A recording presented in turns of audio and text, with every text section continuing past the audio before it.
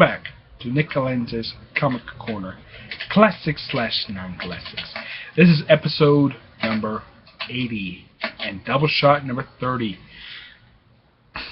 2 books, like usual. First up, Nation X. Next, Nation X. Just Simple Trade, where it's written by Matt Fraction and Greg Land. Todd Donaldson does the artwork in this book. This book contains Uncanny X-Men 515, 522, Dark Reign, The List, X-Men #1, and the Nation X Force miniseries. A lot of books in this thing. This is a really thick book. Mainly this covers the entirety of Nation X. I've covered most of this thing in my complete Matt Fraction review. I just covered pretty much the rest of it. Simply the remaining issues that were not collected in that book, which issues 520 to 522, it's simply Kitty Pryde come back to Earth, and and the bullet thing is shattered all over the state of California. That's revealed in the breaking point. Greg Land does most of the artwork in this thing, and of course also the Nation X thing, which one of the stories was collected in Astonishing X-Men North Star.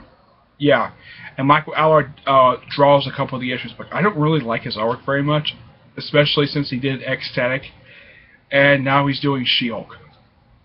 I don't know why, but he is.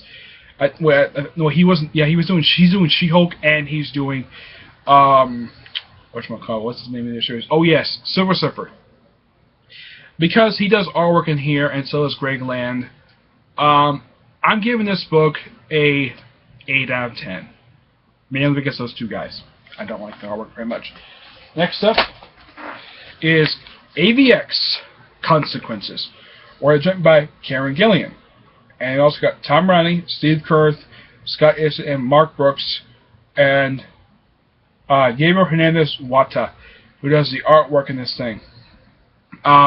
This pretty much picks up right where Avengers vs. X number 12 leaves off, and also continues from where the previous volume of Uncanny X-Men is. This is basically like in between.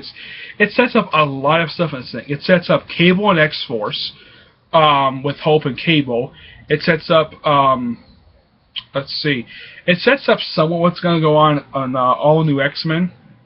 Of course, this comes out in 2012, and this is also known for being the last known appearance of Danger before she shows up in, I think it was issue 3 or 4 of All New X Factor. So for nearly 2 years, she did not make a single appearance after this particular book. She appeared the entirety of 2013, nor did she appear most of 2014 until she showed up in All New X Factor. It's like Karen Gillian is basically plunging Iron Man down the tubes. He did a really good job with this book. I get credit for that much. And basically the whole story is basically Cyclops in prison. And of course the first issue takes place around the same time as Uncanny Avengers #1. Mainly, of course, the thing also takes place around the same time as the first arc for Avengers, because you got Captain Marvel part of the Avengers. The main team Avengers, not New Avengers. The New Avengers don't exist at all in this book. Luke Cage doesn't show up at all in here. But in the end, it does also basically sets up Cable and X-Force. A lot of stuff relating to the X books, it does basically start off in this book. It doesn't really end any particular storylines. No. Oh yes, it also sets up stuff that happens in Wolverine and the X-Men. And that's pretty much it when it comes to this. So basically, this is meant to tie up loose ends and start up some new things, which happens right now.